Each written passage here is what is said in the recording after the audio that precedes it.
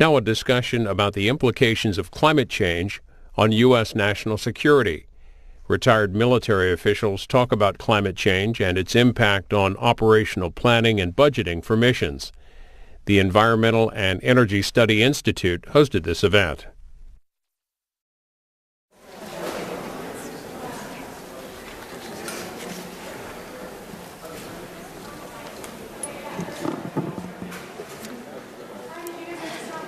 Good afternoon, everyone. My name is Carol Werner. I am the director of the Environmental and Energy Study Institute. I'm delighted to welcome you to the briefing this afternoon on the national security implications of climate change. We are honored for this briefing to happen and at this very timely point in time as well as we look at these important issues. And I want to express my gratitude and enthusiasm for the partnership that we have in terms of bringing you this briefing through the partnership with the Henry M. Jackson Foundation as well as the Center for Climate and Security. And I wanted to be sure and mention that we are joined by some members from the Henry M. Jackson Foundation today, including John Hempelman, who is the president of the Jackson Foundation Board, as well as Laura Eglinton, who is the foundation's executive director. So thank you very, very much for your support, for your long understanding and visionary approach to this important issue, and in carrying out the legacy of Senator Scoop Jackson, who set up for whom the foundation was set up to continue his unfinished work in the areas in which he for so long played a very key leadership role while he was here in the Congress and especially in the Senate, where he also chaired the Senate Energy and Natural Resources Committee, but where he took such an important leadership role with regard to international affairs, education, human rights, environment and natural resources management, and very importantly, the whole role of public service.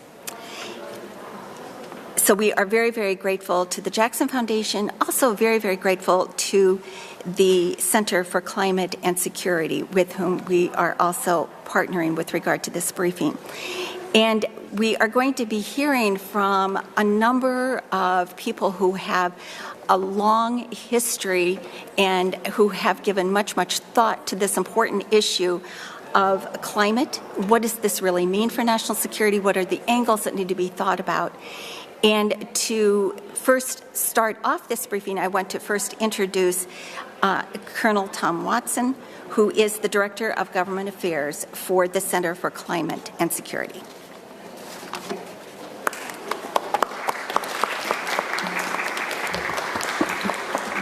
Carol, thank you very much. The Center for Climate and Security is delighted to co-sponsor this event today with EESI, and thanks to our EESI partners for all your hard work to put this together. The Center for Climate and Security would also like to thank each and every one of you for taking the time to join us today for the national security implications of climate change, a briefing to discuss the role of climate change as a threat multiplier in the geopolitical landscape and the implications that it has for national security. This briefing will explore the risk management and planning considerations facing the Department of Defense as it seeks to maintain force readiness and bolster infrastructure resilience. We think you'll find today's panel both timely and informative on this important issue. The Center for Climate and Security is a nonpartisan security and foreign policy institute with a distinguished advisory board of nationally recognized military, security, and foreign policy experts, some of whom are here today as part of our panel. The Center for Climate and Security envisions a climate-resilient international security landscape. To further this goal, the Center for Climate and Security facilitates policy development processes and dialogues, like today's panel, as well as providing analysis, conducting research, and acting as a resource hub in the climate and security field. It is now my pleasure to introduce your moderator for today's event, the Honorable John Conger. Mr. Conger is a member of the Center for Climate and Security's Advisory Board. In addition, he is an independent consultant and president of the Conger Strategy and Solutions, LLC, and a non-resident senior advisor at the Center for Strategy and International Studies. Mr. Conger previously served as the Principal Deputy Under Secretary of Defense Comptroller, where he provided advice to the Secretary of Defense on budgetary and financial matters. He has also overseen energy, installation, and environmental policy throughout DoD as the Assistant Secretary for Defense for Energy, Installation, and Environment. He served as the Acting Deputy Undersecretary of Defense for Installations and Environment, as well as the Assistant Deputy Undersecretary for Installations and Environment. Mr. Conger has also served as a staff member here in Congress, including a professional staff of the House International Relations Committee. Prior to that, he was employed in the private sector as an aerospace engineer and defense analyst supporting the Office of the Secretary of Defense. He has multiple degrees from MIT and a master's from George Washington University. Ladies and gentlemen, it is my pleasure to introduce your moderator for today, Mr. John Conger. Sir, the podium is yours.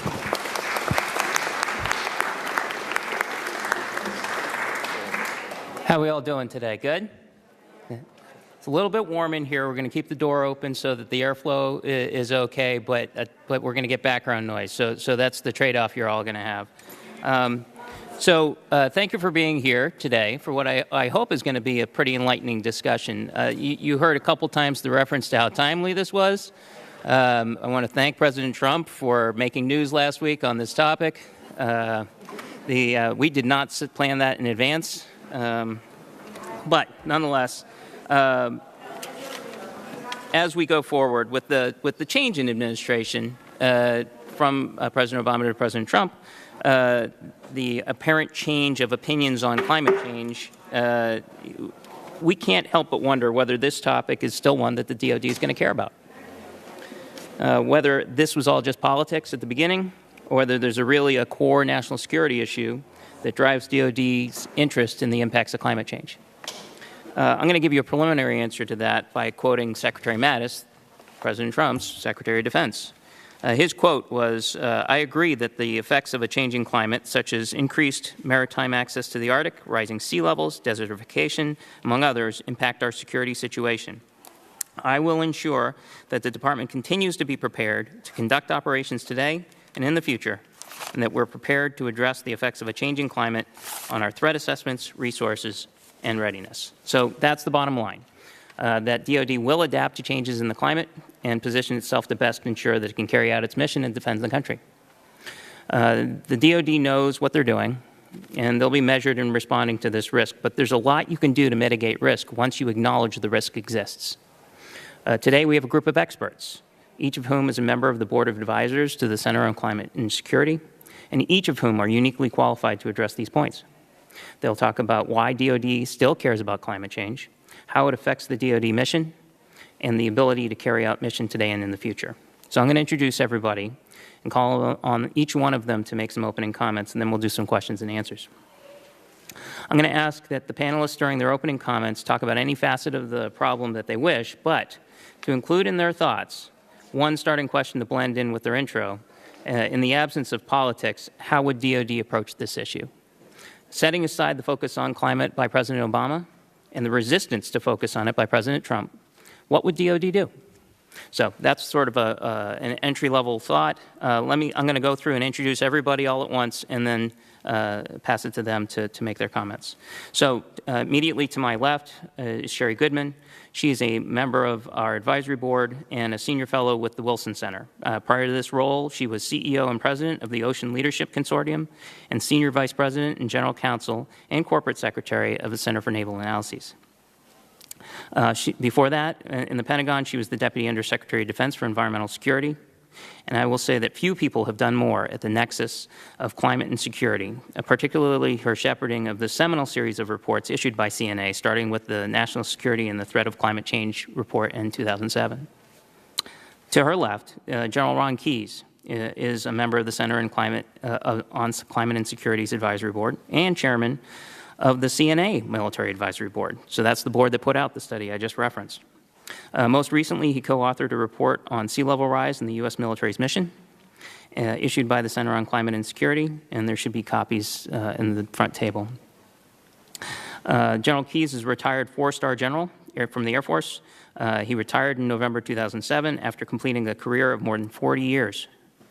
He is a command pilot with more than 4,000 flying hours in fighter aircraft, including more than 300 hours of combat time. He has seen climate challenges as an operator around the world and as commander confronting the impact of climate on operational readiness at Langley Air Force Base, now Joint Base Langley Eustis, here at home.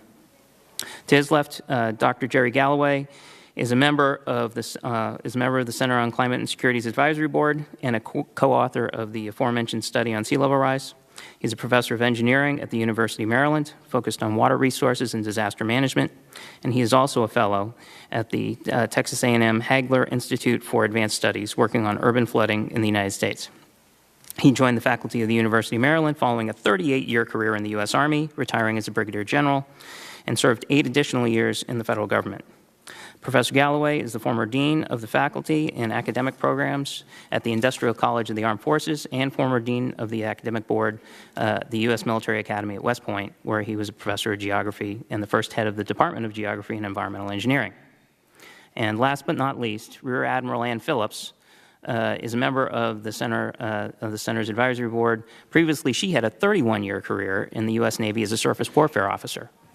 She commanded Destroyer Squadron 2-8 and Expeditionary Strike Group 2, and she was a member of the Navy's Climate Change and Energy Task Forces. After retirement, she chaired an infrastructure working group for the Hampton Roads Sea Level Rise Preparedness and Resilience Intergovernmental Pilot Planning Project. So thanks to each of you for being here, and I'll turn it over to Sherry for opening comments. Well, thank you, John. It's great to be here with all of you today. Thank you to the Jackson Foundation, to the Rockefeller Foundation, to CSS and EESI for organizing this. Many of you looking around for Carol can remember when we could hardly fill a room on this subject, let alone standing room only. So 30 years ago, I was the youngest and only female staff member on the Senate Armed Services Committee at a time when Senator Jackson still served in the Senate. I worked for Senator Nunn, who had just become chairman of the Armed Services Committee. Senator Warner, John Warner of Virginia, was the ranking Republican. And there were many days and many times when there was absolutely no difference between Democrats and Republicans on the issues that we worked. And so I come and speak to you about this subject from a long bipartisan tradition that has been the hallmark of national security policy making and practice in this country, that has been around for decades, and which I think is incredibly important to this subject and to many others in national security that we face today, because we are living in a time that's highly polarized. But 30 years ago, what was more common was that on the Armed Services Committees, they could barely spell the word environment. In fact, that was not my portfolio at all, as most of my colleagues here who are old enough like me, I was more like the age of many of you in the audience then. And at that time, we were working on things like nuclear weapons and arms control and military readiness and troop readiness. All these issues are still very important. But during that in the early post-Cold War period, in this Cold War period, we began to understand the practices of the industrial age that had led to environmental challenges. And so the Armed Services Committees, both sides of the aisle, Republicans and Democrats, created within the Defense Department something that still endures till today called the Strategic Environmental Research and Development Program, which took research and the science capability. And I think this is very important, a sort of underlying factor here, that science, research, technology development, innovation are a core component of everything that we do as Americans, but everything that occurs in national security, and that undergirds our understanding of what our threats are. Because in the first instance in national security, you start from what are your threats. In the nuclear age, we understood the nuclear threat. We spent billions of dollars of America's GDP to defend and deter what we consider to be the highest consequence, but very low probability threat of a bolt out of the blue strike from the Soviet Union. Now, in the climate age, we have in climate change arguably a equally high, potentially high consequence and higher probability threat. So that is our challenge. But we think of it in terms of risk. What are the risks? And then we plan and program and budget accordingly to reduce those risks to our forces, to reduce the risks in operating around the world. So now when we look around the world today, we see that there are many threats, of course, terrorism, right on our doorstep almost every day, revanchist Russia, rising China, and among those threats is climate change.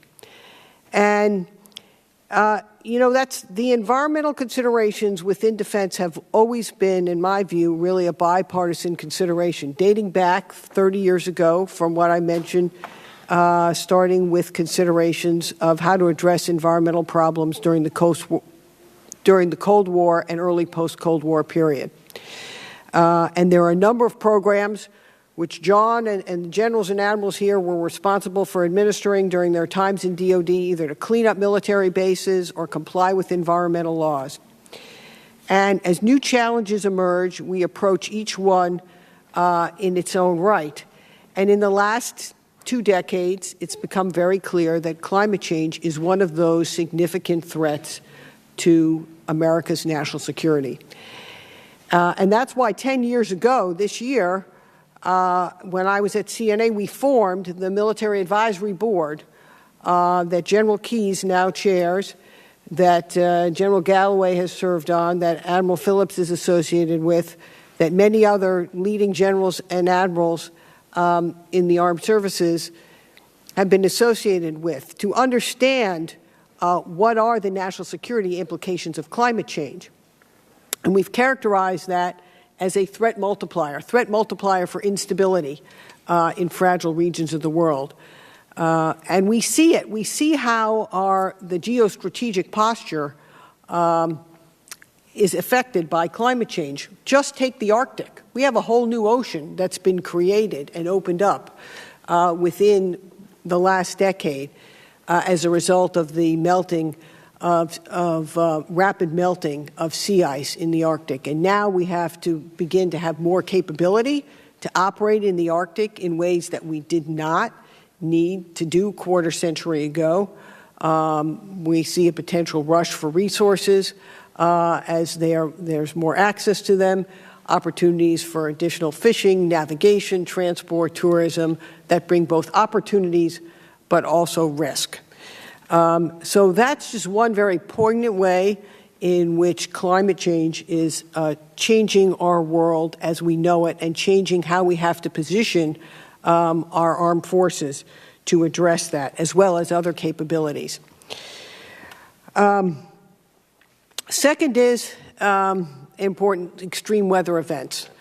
We've seen that there are more extreme weather events of various types around the world, and we now have to position our forces to be able to respond to increased typhoons, increased extreme weather events, storms that are creating new risks, particularly within the Asia Pacific, which one might call sort of the disaster alley of that region, where there are extreme risk, and combined with the urbanization that we see now in that area, the largest cities in the world, both also people living at very low-lying areas, everywhere from Bangladesh to the Philippines, that are increasing risk when there's an extreme storm, sea level rise, and with people who will need assistance. Thirdly, and I want to leave some time here because some of the subject for my fellow panelists here. We see that it is also affecting our military posture at home. Our installations are at risk all along the Atlantic coast from a combination of sea level rise, storm surge, and coastal erosion. And that is not a partisan issue. That's something that's affecting us wherever our coastal military installations are located. And that's, if we want to continue to operate, we're going to need to address the infrastructure. Today's a day that the administration is talking a lot about infrastructure. Well, there's a lot of infrastructure at military bases that needs to be hardened and secured against rising seas and extreme weather events. And much of this also connects then with the communities. Wherever our military bases are, they are part of the community. And that brings us into building more resilient communities, to addressing these risks, because the bases are really part of the community. So in Norfolk, where people can't get to the base because of nuisance flooding that occurs now on a regular basis, that's a risk for our military, and it also is a risk for the community. So we see that these extreme weather events, storm surge, increased desertification occurring around the world, and drought. In particular, drought, we know that underlying drought was a source of conflict, a source of instability leading to the conflicts in both Syria and in the Arab Spring uprisings. And that's now been well documented by research done by CSS and other scholars, that CCS and other scholars, that we need to better understand how prolonged drought is going to be a source of instability in conflicts in the future as the world experiences more water stress and water scarcity, some of it aggravated by climate change and also by water mismanagement. So these are all nonpartisan, bipartisan issues. They're ones that require us to harness the capabilities across a range of government agencies. I know many of you can't all be working on the Armed Services Committee, so you're working on committees that span a number of budgets and jurisdictions.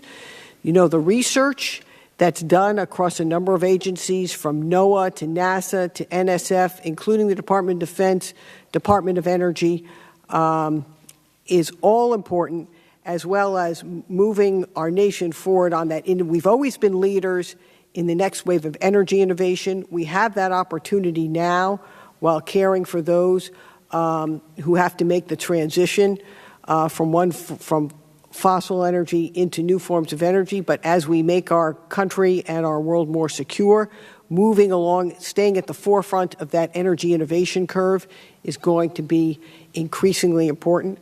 We have the ability to do that. And we see that we're doing that already today, particularly in the Department of Defense, as we figure out how to power the force for the future, looking at everything from smart microgrids to wind and solar to power our forward operating bases when they're at the front, so they can be more resilient and operate more securely. General.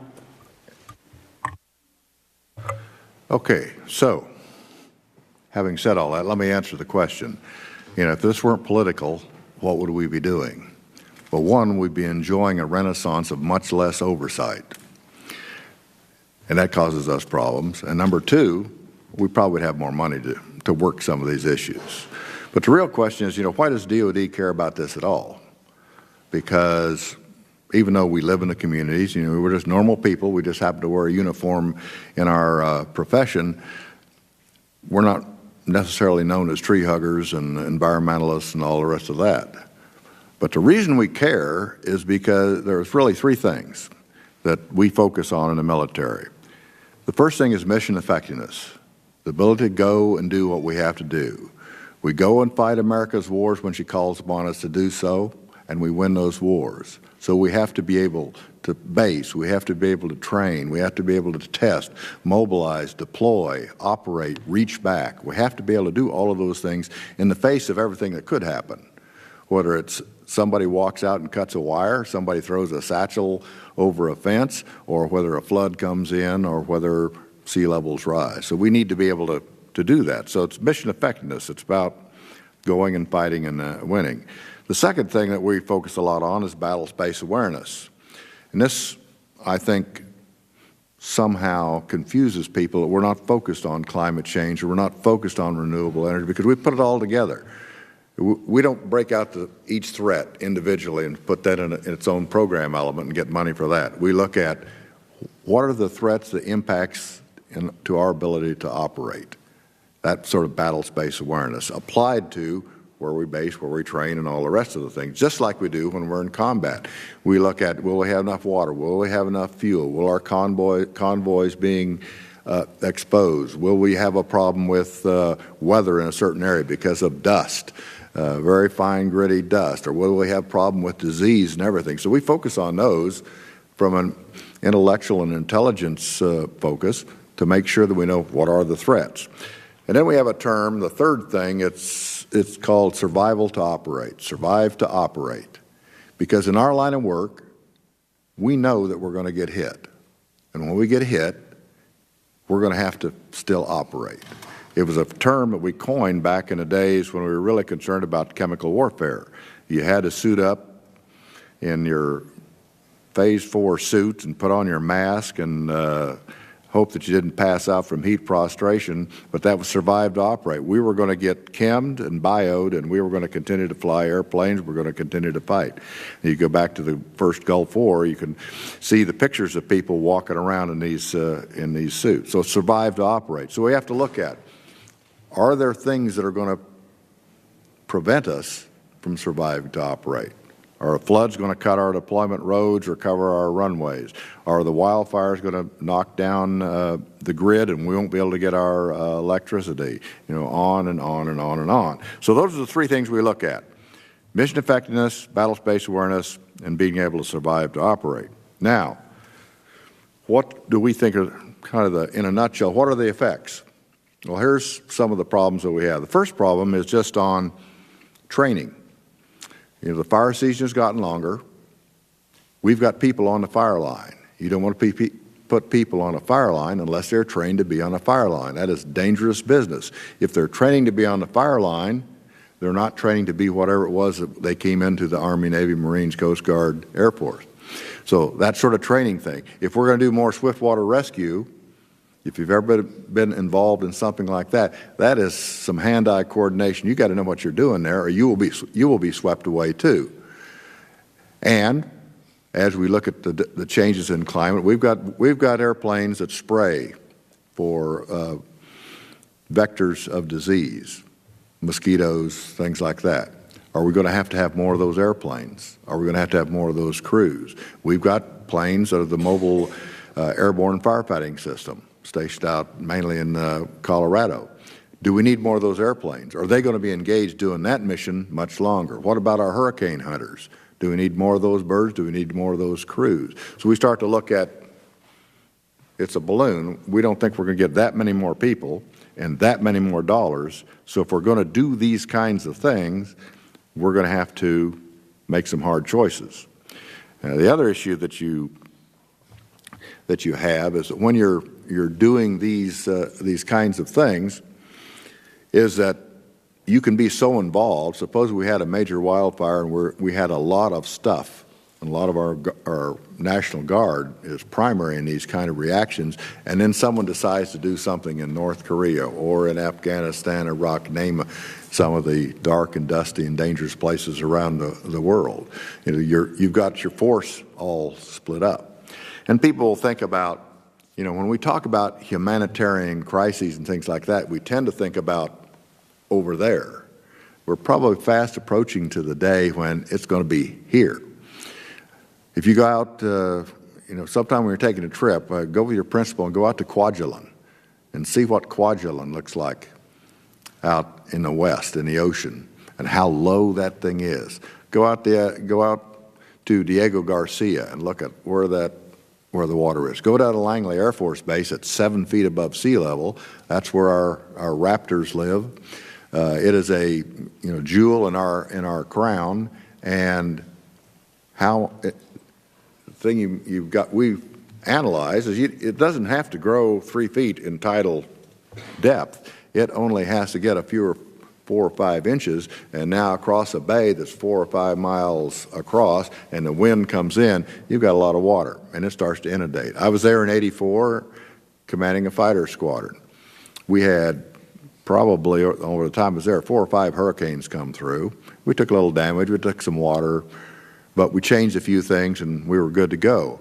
I went back in 2005 as a commander of Air Combat Command, same base, and we had one nor'easter come through, just your plain, ordinary, vanilla nor'easter.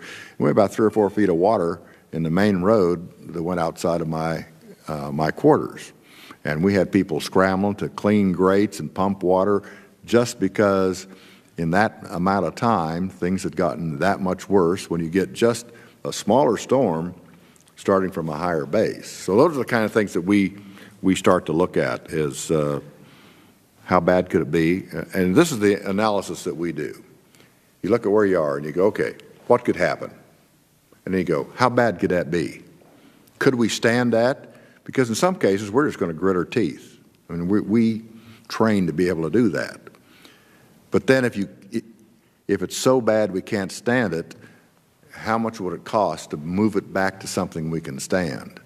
And what technologically would we have to know in order to do that? And when do we start doing that technology so it's ready to implement when we get to the point that we have to have it?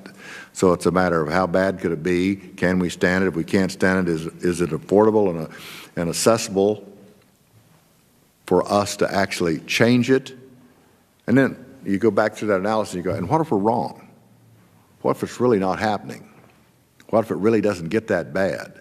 How much money will we have pumped into these things that we're planning on doing, and then find out we really didn't need to do that? And where's the off-ramp? Where can we stop? And we've still done something that makes us better able to operate. Our mission effectiveness is up. Our battle space helps our battle space awareness and helps us survive to operate. So that's the reason that the military cares, because it's our job to be ready, our job to be able to mobilize and deploy. When you call us on the phone, you expect someone to pick up the other end. And some people say, well, can you give me an example of where a disaster has happened? You go, no, not really, not yet. That's the whole point of this, is I don't want to be standing ass deep to a tall shrimper when you guys call and say, hey, we're up here on the top of our house, we would like your choppers to come rescue us. I go, yeah, I'd like to do that, but they're up to the skids in water themselves. So that's the kind of forward planning that we're trying to do to make sure that we can operate.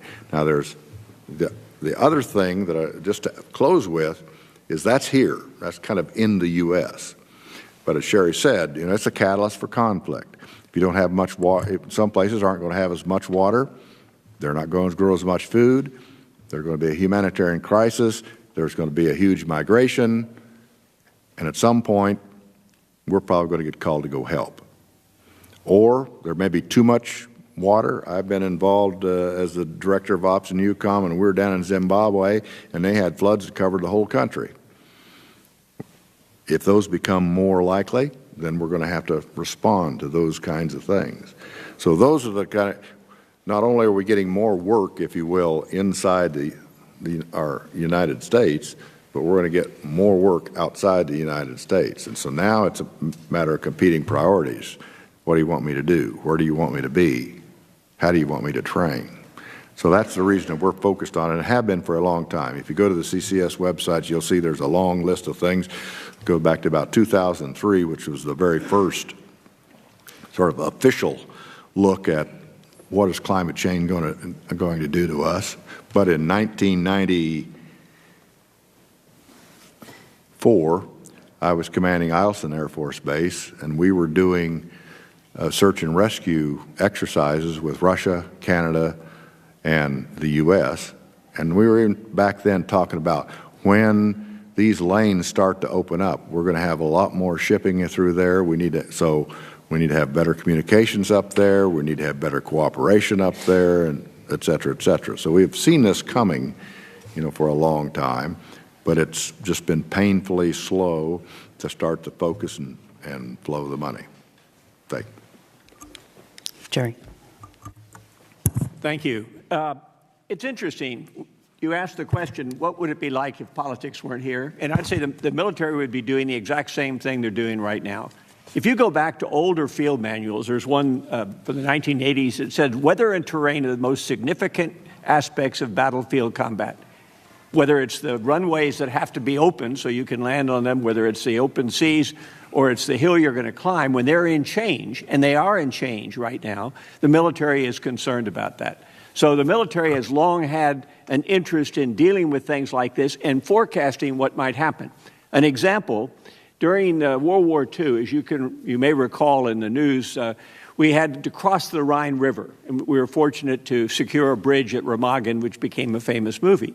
But all the time that activity was going on, they were getting ready for this dash into Germany, the military forces grouped a large number of meteorologists and climatologists and intelligence people together to determine what might the Germans do and what might nature do to make the Rhine go into flood, to change the ability of the forces to operate. It was critical to what General Eisenhower was planning to be able to understand what was going to happen on the ground.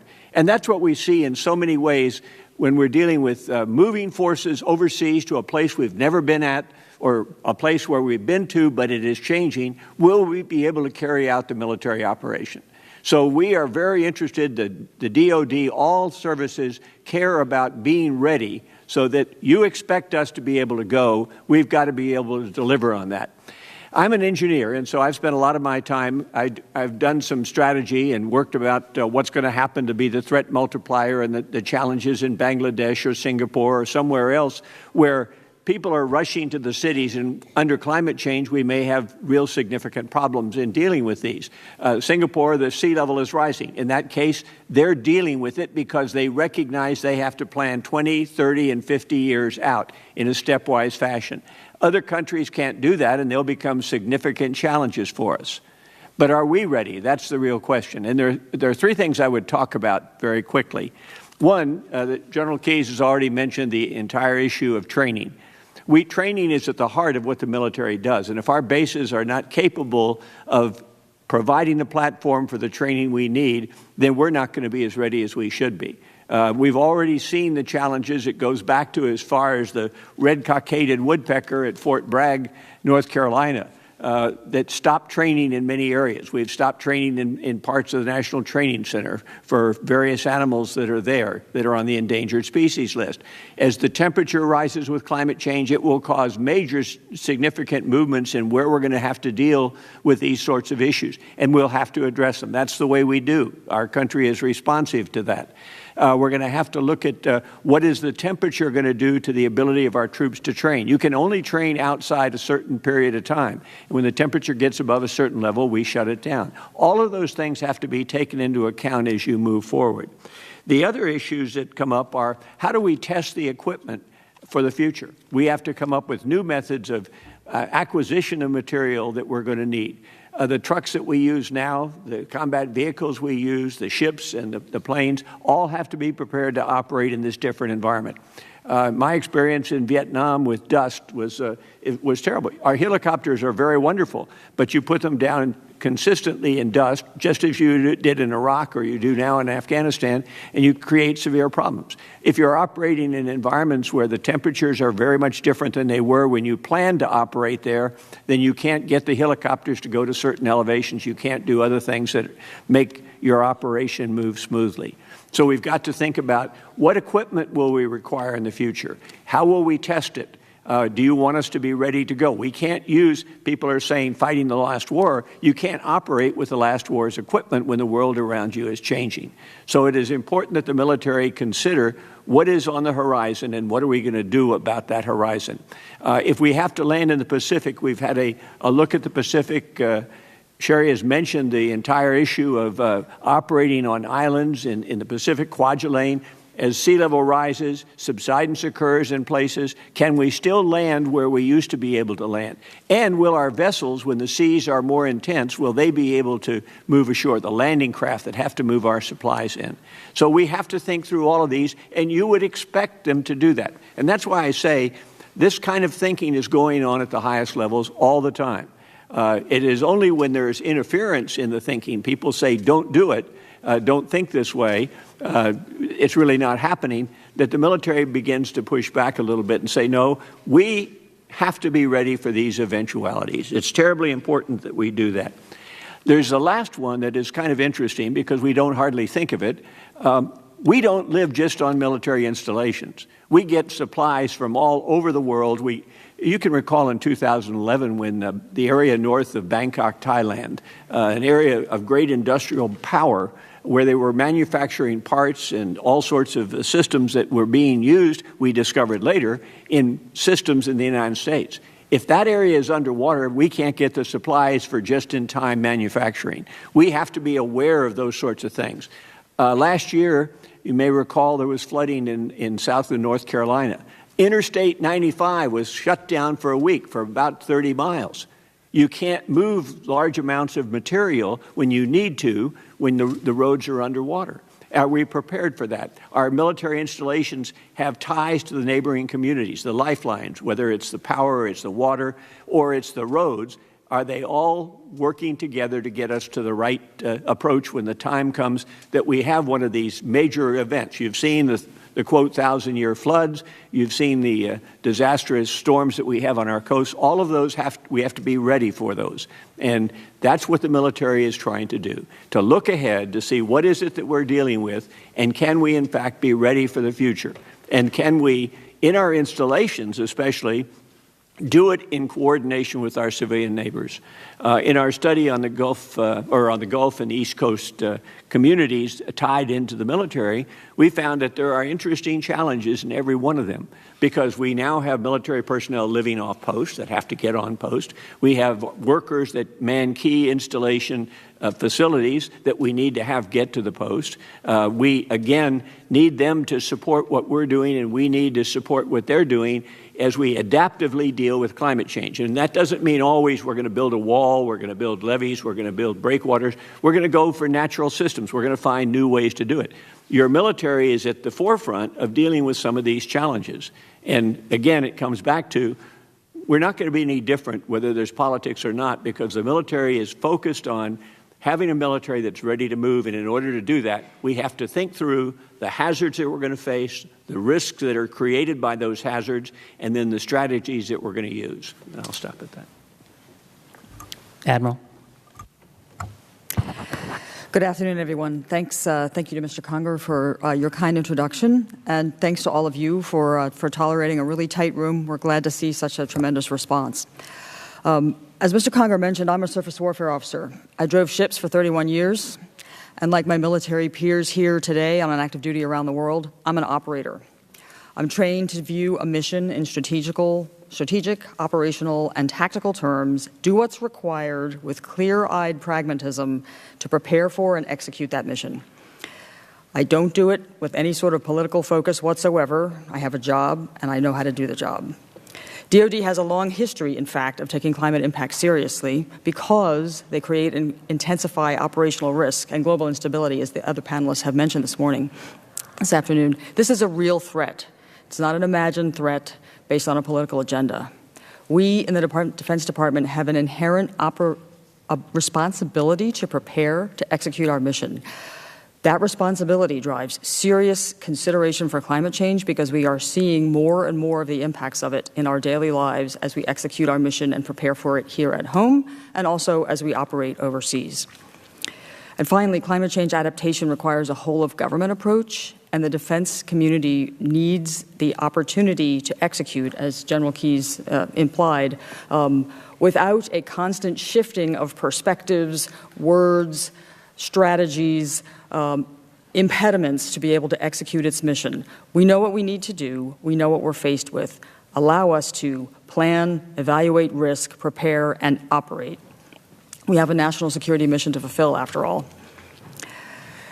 The challenge is particularly acute, as some of you have heard mentioned today, in our coastal military installations, and nowhere more so than in Hampton Roads, where I live. Hampton Roads is a region on the front lines of climate impact right now. We're experiencing sea level rise at twice the rate of other East Coast locations, second only to New Orleans in the degree of change that we are seeing, because we're also dealing with land subsidence that is unique to the Hampton Roads area. This is a serious and growing threat not only to regional military readiness, but to national military readiness. Why? Because there are almost 29 separate federal entities within the Hampton Roads region, spread across nearly 100 distinct facilities.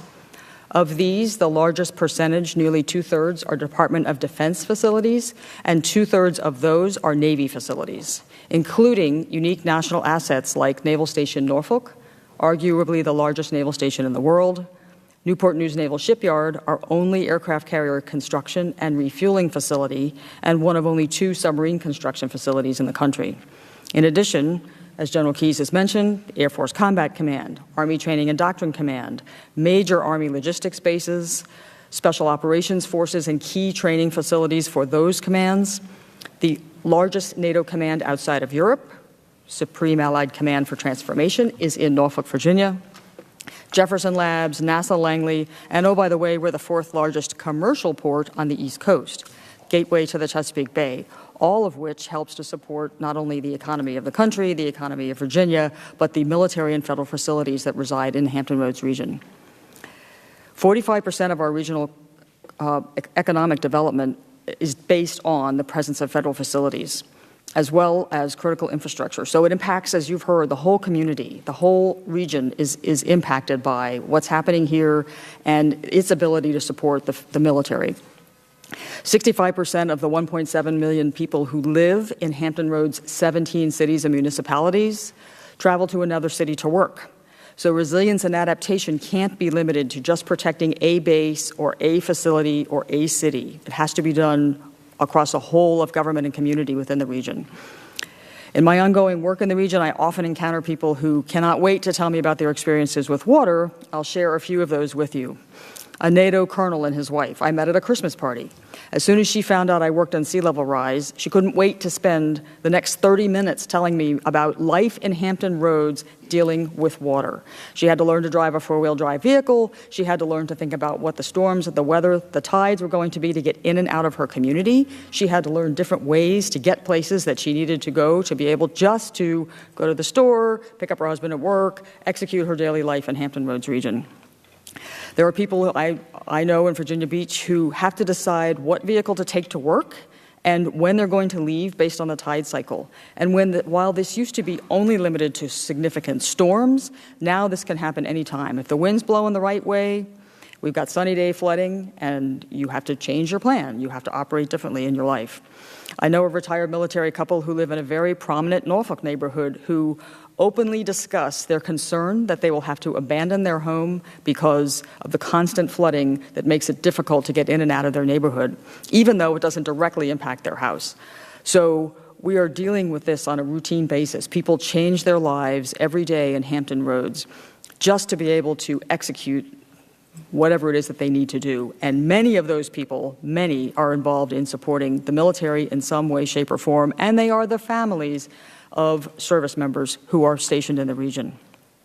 So in discussing the national security implications of climate change, you can see that Hampton Roads is really a crucible for the entire range of changes between the large number of federal and DoD facilities and the fact that we are now constantly dealing with water in places we don't want, need, or expect it on a ever more routine basis. We are really dealing with challenges at our present, and we know we will have to deal with them into our future. Within that context, the Department of Defense believes it has an inherent responsibility to prepare. They take this very seriously, and they've got to have the ability to plan, implement, interact with the local community, share data in an open manner so that we can plan regionally to not only support our local and regional missions, but to execute our national security strategy. Thank you. Okay. So I'm going to sort of sum up the answer to the question that I posed, which was, what amount of this is politics and what amount of this would happen regardless of politics? And it sounds like DOD would have to pay attention to climate change regardless of politics, and they were going to regardless of politics. There are things that are going to happen, and there's two main categories that I heard discussed. One is on mission, and another one's on infrastructure. And let's do a couple of questions on each one and let the panel talk about them. First, let's start with mission. If we go back to the Mattis quote, and where he says, I agree that the effects of a changing climate impact our security situation.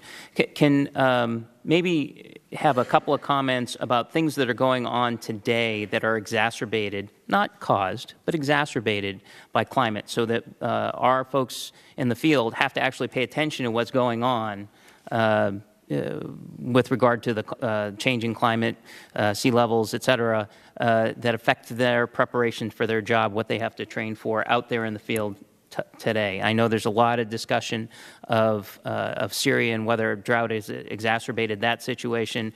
Sherry, you talked a little bit about the Arctic. How could that change our future mission profiles as the ice melts up there?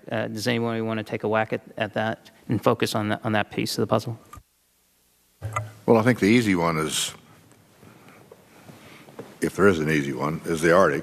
We know what the problems are in the Arctic. As the Arctic opens up, you have more people up there, so now you have more opportunity for mischief, accidents, et cetera, but when you go north, some of the big problems you have is we don't have a good picture of the north like we do on most of the rest of the globe. So having those kind of intelligence, surveillance, reconnaissance assets up there so you know what's going on, so the Coast Guard can see what's happening. Second thing is communications are bad at the top of the world, so you got to make sure that you have the capability so now when something does happen, someone gets notified so someone can go out and fix stuff. So that's sort of an approach to, okay, what will we have to do when you can no longer walk across the North Pole, but you can sail across the North Pole? That makes a big difference. Another thing is, of course, I think, and Jerry can probably talk better about this than I can, but it's just a matter of water.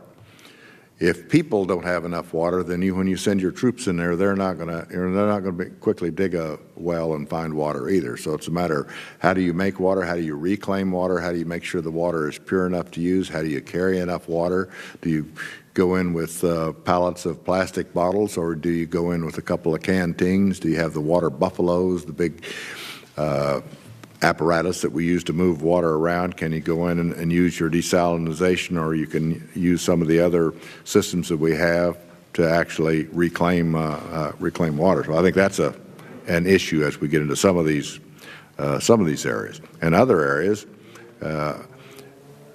from an Air Force standpoint, we have looked at the issue of where can we base? Are the bases going to be tenable?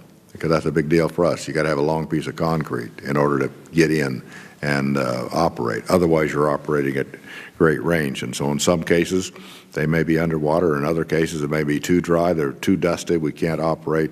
It's untenable. So those are the kind of things that we're looking at from an Air Force standpoint. Just to add on to what General Keyes has already mentioned, in addition, in the Arctic, the permafrost is shrinking very rapidly now to the point that we're looking at having to relocate a number of Arctic villages, Alaskan villages, because of a combination of sinking permafrost, coastal erosion, and rising seas. In addition, there's new opportunities for energy exploration, which is going to bring risk and potential reward.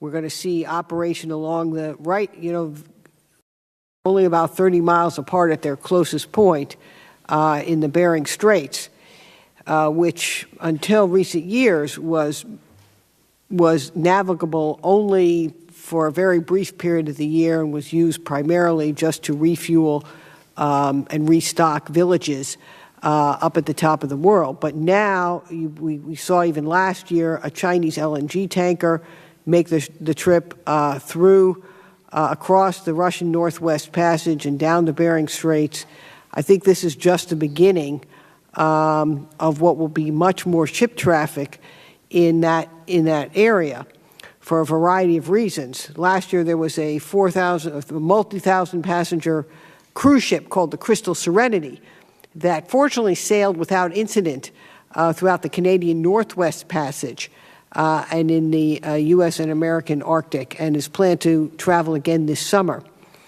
In my view, it's only going to be a matter of time before there is some incident that requires a significant search and rescue or oil spill response.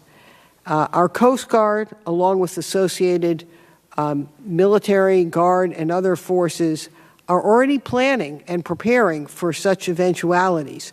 And as a result, we're looking at buying not only new icebreakers for our aging icebreaker fleet, but additional types of communication, maritime domain awareness capabilities, potentially even a deep water port up in that region, which the U.S. has never had. And so really this region of the world is changing more rapidly than anywhere else on the planet now, and it is putting the U.S. and other nations in the world, and not only Arctic nations, because countries from China to Singapore to Spain see new opportunities to obtain either the energy, the fish, the tourism, or other opportunities that will be there in that region. And that will bring, as I said, both significant risk, which today we're not really prepared to address, and that is forcing us to sort of shift how we look at those priorities for that region compared to other places we need to have force available throughout the world. So that's sort of the overview on mission, and we can get to more questions on that in a little bit. But so clearly DoD needs to plan in advance for missions that they're going to have to fulfill, and as the world changes, there are going to be new missions that they have to think about. From a fixed infrastructure perspective, we're in a given location and the world is changing around us and is going to affect those things that we can't move, or at least not easily. General Keyes and General Galloway, you just recently finished a report on sea level rise for CCS. Could you summarize the findings of the report briefly?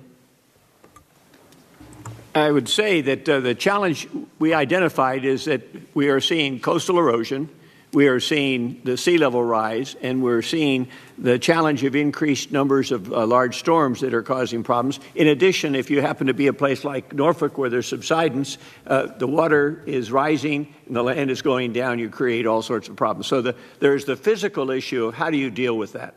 And the defense structure, the Army Corps of Engineers and the other agencies of the government are looking at, are there ways besides putting concrete out to deal with that, because it's very expensive and may not last very long. So that's a challenge. The other challenge is to recognize that this is going to be phased over time and to develop a plan to deal with this. Consider what the challenges are, forecast what your risks are over time, and then develop the plan that says, I'm going to get to this step when I need to, this step when I need to, but be prepared to change as all of these conditions can change on these coastal areas. What's of interest to me in talking about the infrastructure, it's not just our infrastructure that we are worried about. We're worried about the infrastructure of our partner nations. We use their bases. We have hundreds of bases overseas where we rely on somebody else to give us the support, or we expect them to handle their particular problems, and we'll come in to back them up. When they have these same sorts of problems on the coastal areas especially, you create even more problems. So the challenge becomes one of, we have these bases, we need to do something about them. Will we develop a plan that will let us get from here to 2020, then 2040, 2050, and have them remain as they are needed, remain able to carry out the missions that are currently assigned. And that's going to take a lot of planning. It's going to take a lot of resources eventually to do that. Not everything today, but over a period of time we have to have a program, and that developing that strategy is going to be critical. Admiral, you recently sat and chaired a working group on the intergovernmental relationships when you have sea level rise near Hampton Roads. How do the local municipalities deal with the bases? How do the bases deal with the municipalities? Can you characterize how this particular sea level rise and subsidence issue is driving requirements? What do folks actually need to communicate to each other? How much planning needs to be done jointly? And is it just Hampton Roads is sort of like the front line of this issue, but there are other places where municipalities need to talk to the bases and have, frankly, on other issues for a long time. What are the kinds of things that need to be going back and forth in communication between those two? Well, I think the first thing is understanding common standards. As an example, if the Defense Department is going to plan to adapt to sea level rise implications in the Hampton Roads region over the next period of time, 20, 30, 40, 50 years, what sea level rise scenario curve are they using to make those plans? And how does that compare with what the cities are looking at and what the cities are thinking? If they aren't using and planning to the same standard, then they aren't ever going to really meet in the middle, and we could miss dependencies and interdependencies where we're going to find that infrastructure, roads, highways, utilities will need to be upgraded based on one set of circumstances, but if the city is using a lower sea level rise scenario curve, as an example, meaning there won't be as much water at the same time, then they won't be prepared, they won't be ready. So shared common standards is important. There are also, even though there are many opportunities for the federal facilities and for the local communities to engage with each other, we found that there were not a lot of actually structured ways in which that takes place. There don't appear to be a lot of detailed planning, infrastructure updates, meetings, memorandums of understanding where they would be sharing information with each other on a routine basis. That was actually kind of puzzling, and we had in our working group, just by chance, the stormwater engineers from Little Creek, Joint Expeditionary Base Little Creek, the cities of Norfolk and Virginia Beach, which are the two cities that surround that area, had actually never met. And during the course of the working group, they were all in the room together. They actually were able to meet, share data that they'd wanted from each other for 20 years, but they couldn't figure out how to get it.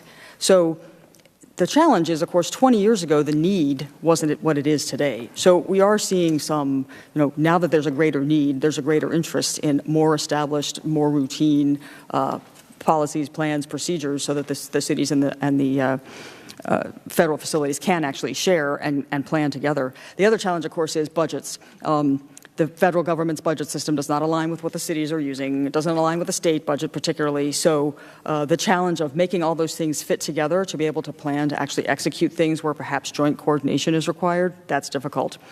And then I think the last thing I would say is when you look at, the way we deal with flood planning in this country, a flood insurance rate map system, and the way we determine, what is critical infrastructure, and how far above base flood elevation do you raise a building if it's critical or if it's not critical. Well, all that is based on historical data and what you expect to happen right now, this year, today.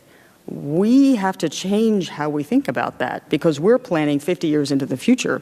You don't want to build a building 50 years into the future saying that's going to have that lifespan and say, let's build it, it's critical infrastructure, let's build it 3 feet above the base flood elevation that we have today. Because in 50 years, that's going to be a different base flood elevation and your building may not be functional. So that's a paradigm shift in the way that we think and plan. Very little flood planning, and oh, by the way, it doesn't just go up, it goes out. Considers future predictions. And until we figure out, and this is not just the federal DOD issue, this is an everybody issue, how to prepare for that, we're going to be challenged to plan appropriately and to collaborate on planning. So what makes Hampton Roads so interesting is there's so many cities and so many facilities that are all together that all have to collaborate. So it's fascinating and it will be a great challenge for the future. So before we go to questions from the audience, I actually have somebody who handed me a piece of paper with a question from the audience. So since they had the forethought to do that, they get to go first. The question was, what is the, along the same lines here, talking about adaptation in the infrastructure, what is the impact of the President's executive orders or repealing of the executive orders on the military? So does anybody have any comments on, say, for example, I recall the adaptation executive order was repealed. Are there specific impacts that are going to come from that? Does anybody have any thoughts on that? I would say I wouldn't think so unless something happens here. I mean, a lot of the pushback we get becomes political, and someone says, you can't spend money on that. On the other hand, the military has been very effective, I think, saying, we're not spending this on climate change, we're not spending this on renewable energy, we're spending this on mission effectiveness. It's very hard for someone to come into a commander and say, you can't spend this money to make your base more resilient. You can't spend this money on your port in order to make you more effective. And so I think, I mean, one of the things that we do not like in the military is we get these edicts that come in because we can have, people can send us edicts and says you have to do X.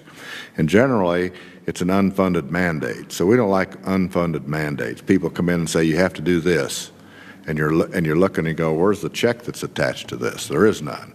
And so we have to take very precious money from something else in order to do the mandate. So I don't see that as a,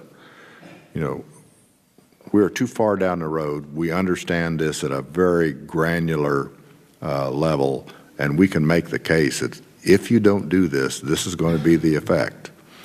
We won't be able to fly, we won't be able to mobilize, we won't be able to test or whatever it is. If you go down to Eglin and you look at the blockhouses that are out on the beach, that we have all of our very valuable telemetry in, that we do all of this very high-end testing, and you can see how undercut they are by the coastal flooding from storms that before would never even reach halfway up the beach, then you understand we got to spend money here, or we're going to lose millions, hundreds of millions.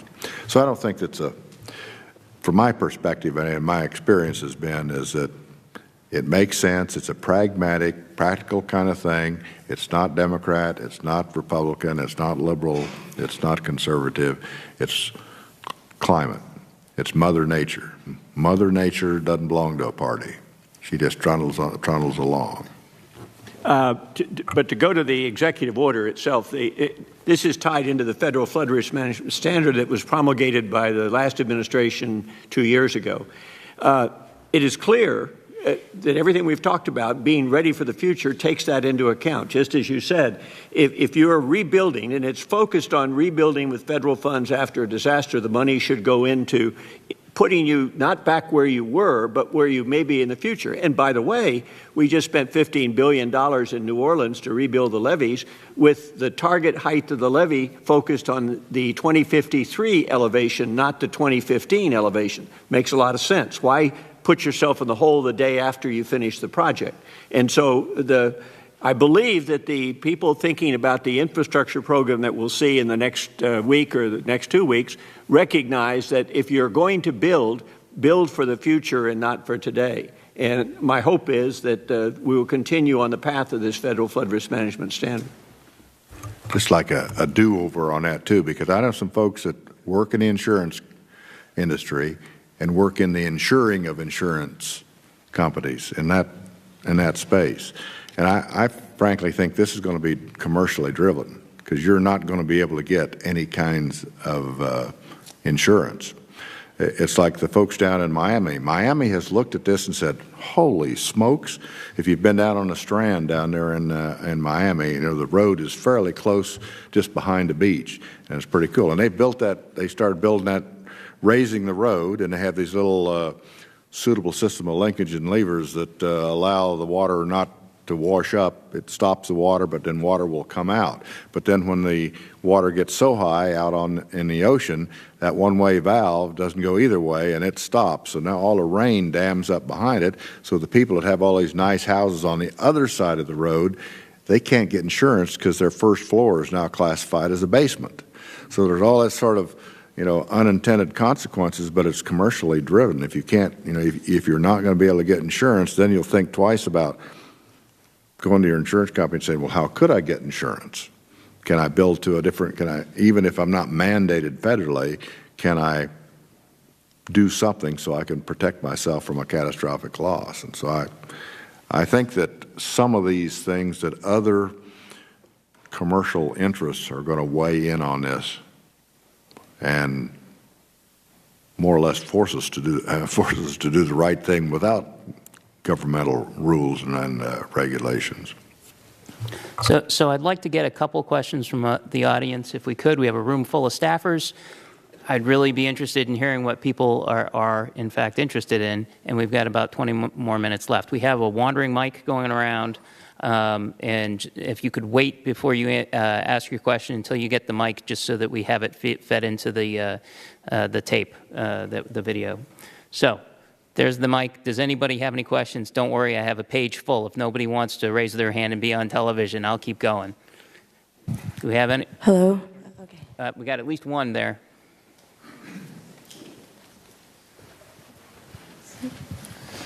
So first off, thank you so much for coming to speak with us today and answer the questions that were presented. And in regards to my own question, the idea of mitigation, risk mitigation as a whole, kind of focus on adaptation, infrastructure planning, forethought in that realm. But in terms of mitigating the impact that humans might have on climate change, is that also just a language aspect with the current administration and past administrations of not trying to create barriers to what you can do internally? Or what is the lack of kind of talk on mitigating the military's impact on the environment? So you're talking about emissions at this point, right? Well, let me do like 30 seconds, even as the moderator. I'm going to answer a little bit because I was, I ran the Installations and Environment Office when we were getting the greenhouse gas requirements down on us.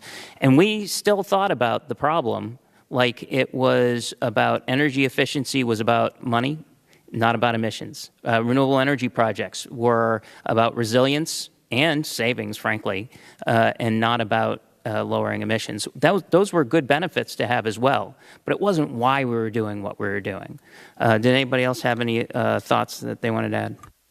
Yeah, I would just say, when you get to mitigation, here's the thing you have to understand, and I hope everybody will take this one to heart, because you may have heard this old saw that goes around and says, the Department of Defense is the largest single user of energy in the United States, right? You heard that, right?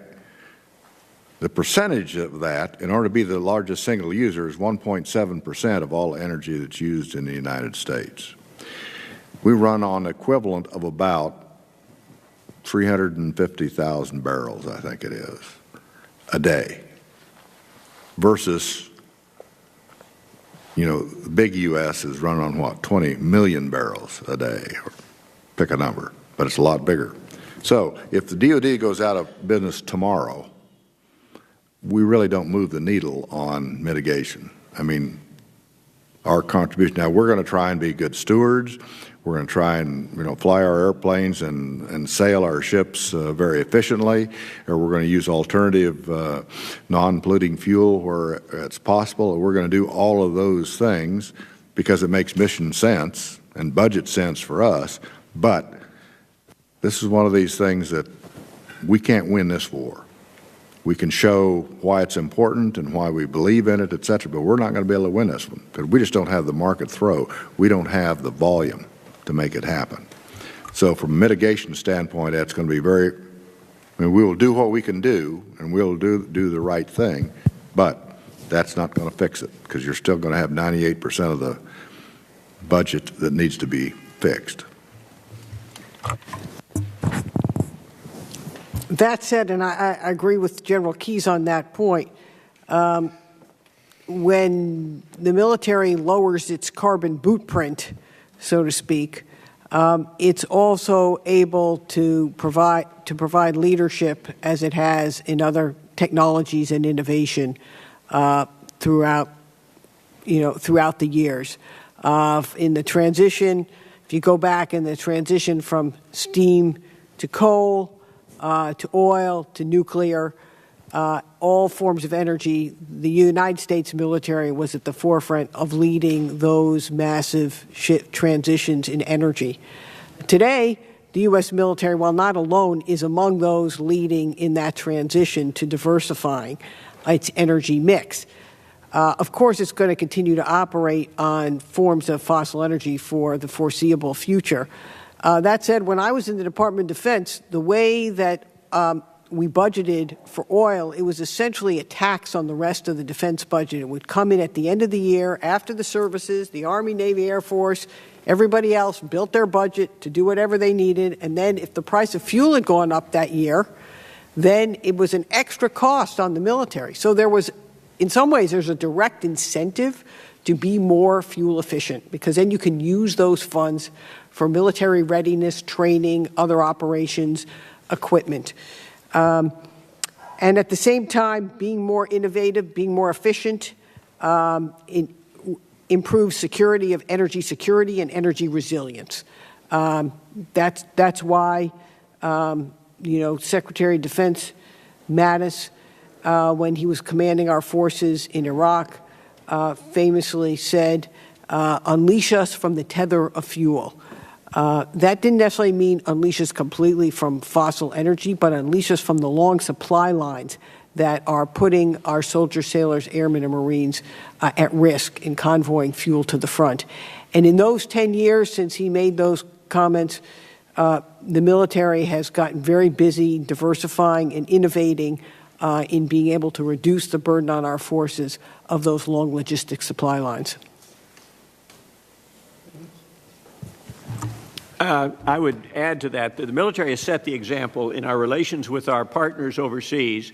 They're very impressed by what the U.S. military has done, and they are following it. So words do matter. And my personal opinion is there's such a thing as a climate that's created. The climate right now is when you go overseas or you go to an installation or people come here from other countries, they say, you're with it. The question will be, will they draw some other conclusion, even if we continue the pace but take a different public stance on it? So I think it's important. The MAB has said in its 2 previous reports, the United States must take a leadership position in dealing with climate change across the board. And so I don't think we ought to forget that. Even though we are going to pursue, I would argue that the military will pursue active actions, but will at the same time be guiding and listening to and talking to our allies. All right, do we have another question? Do you have the mic?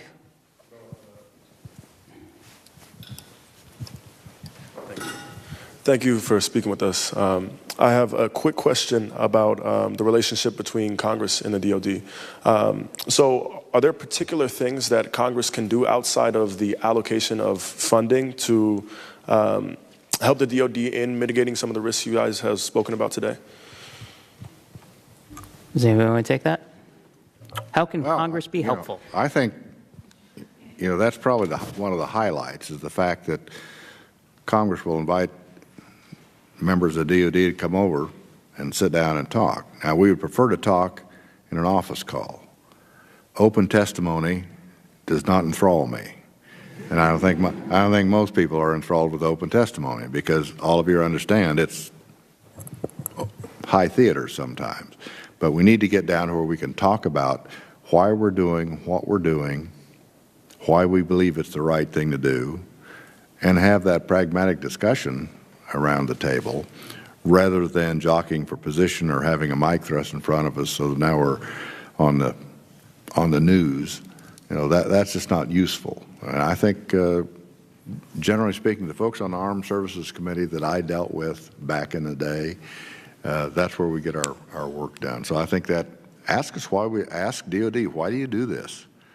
It's not because we think it's something cool to do. I mean, we're pretty busy, so we really don't have time to do cool stuff. We have got to do stuff that's focused on mission effectiveness, and I think everyone would be happy to explain that. Say, this is why we're doing it. This is why we need to do it. If you need to take the piers down in Norfolk and you need to build them higher, that's a discussion we should be able to have. It's one of those things, the unthinkable happen even if you don't think about it. So we need to think about it. and we need to talk about it. Nothing should be able, someone shouldn't be able to say, I don't want you talking about that. That's not good, because we're not sharing the information that we both have. So I think that's important.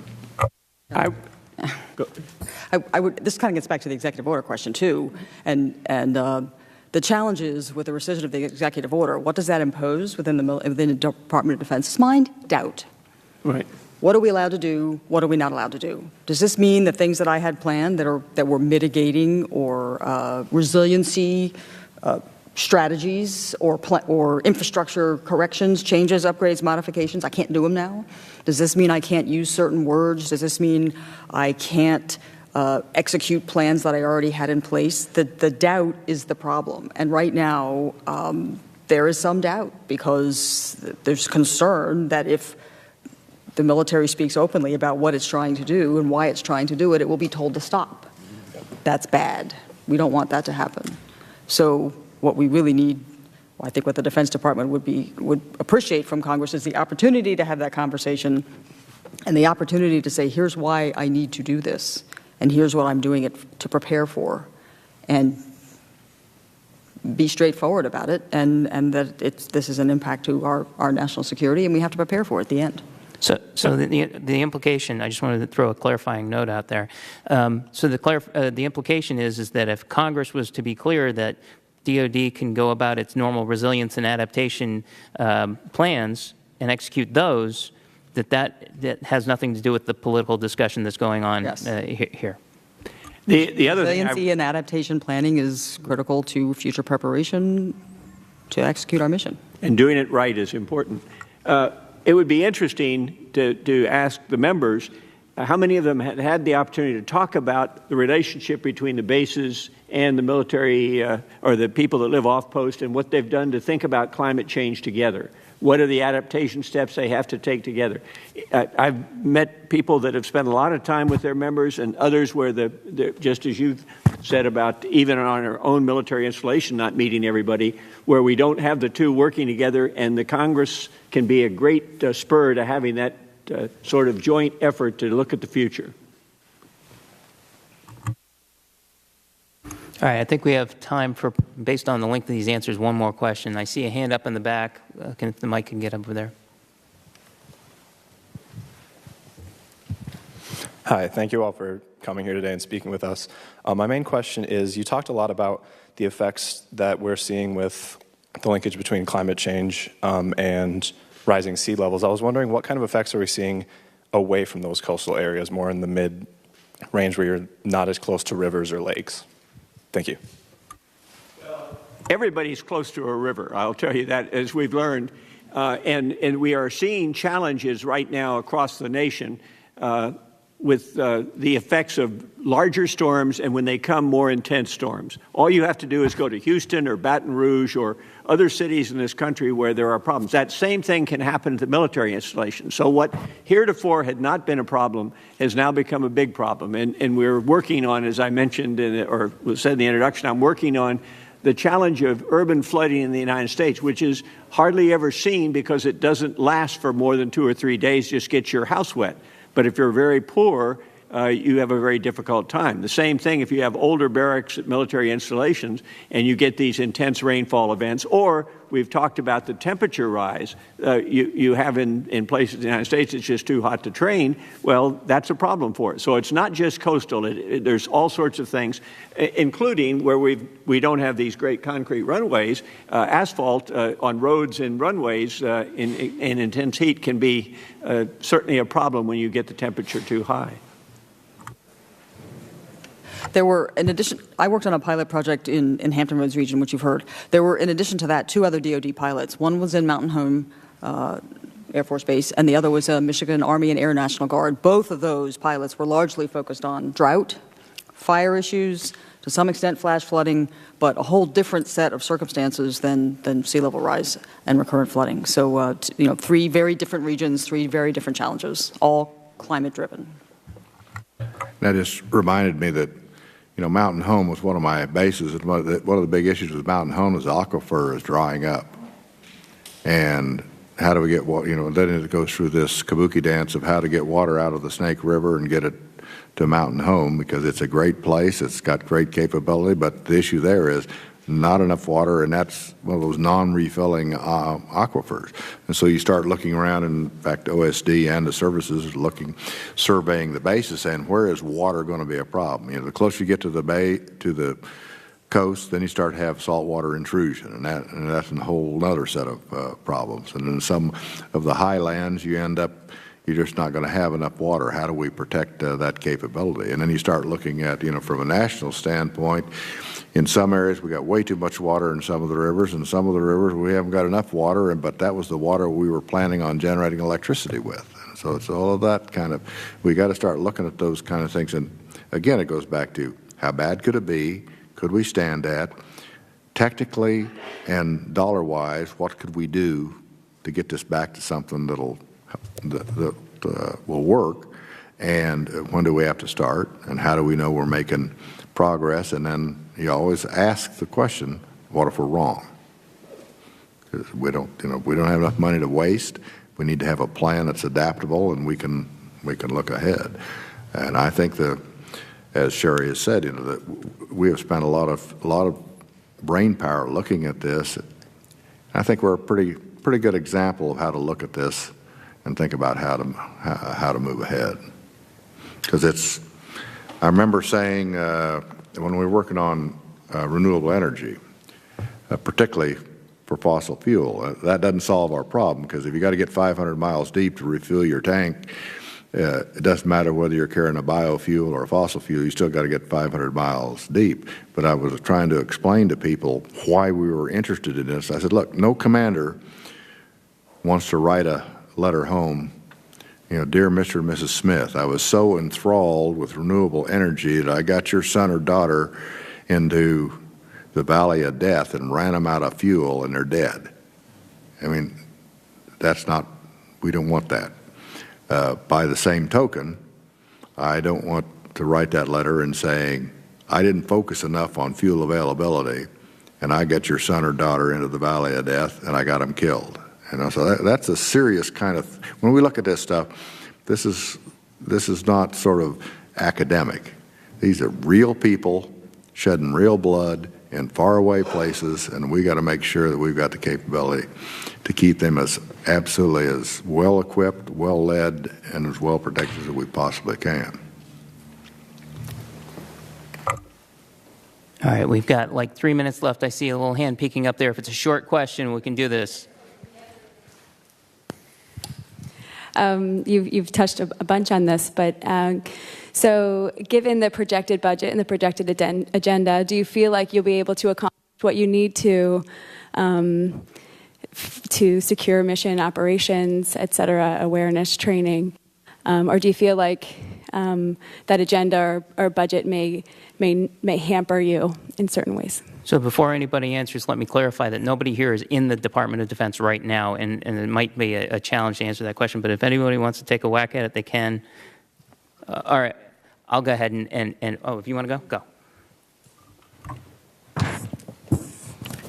It's a good question, and the challenge right now is that there's a lot of uncertainty in the system about the extent to which the planning, the responsible planning, preparation for resilience, for adaptation, from training to operations to installations can continue to go forward, and that's because of the actions, you know, of recent weeks, and so it's important. I mean, I think Secretary Mattis's statements on the record are very important.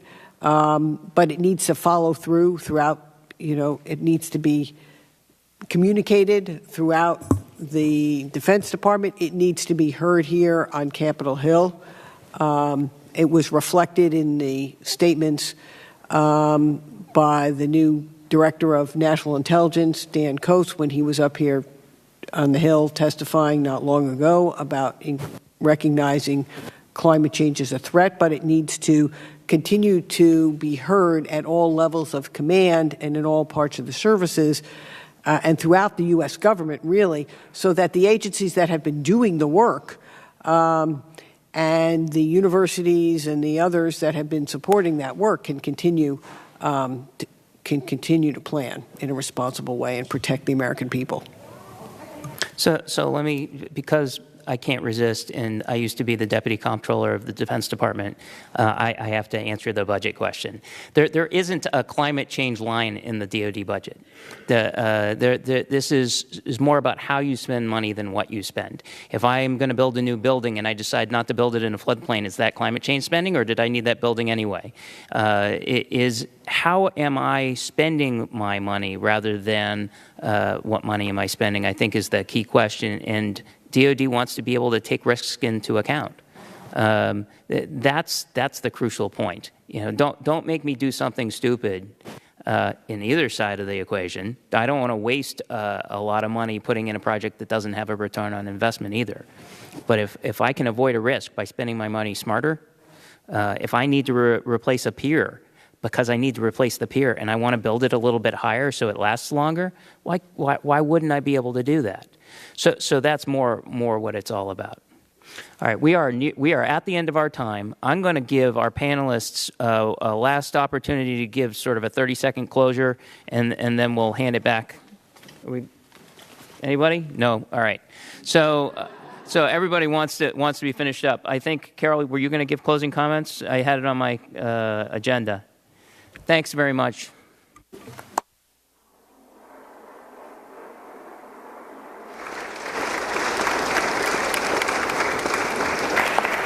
And on behalf of our whole partnership, we want to express our appreciation to all of you for being here, for those of you who are watching online. Thank you, and please feel free to follow up with the center, with EESI, in terms of any other questions or issues that you would like us to try and address in the future. These issues are profoundly important, and we really need to be about problem solving and doing the best that we all can, because we're all in the soup together. So thank you again very, very much for coming, and thank you. Wonderful, wonderful panel. Terrific.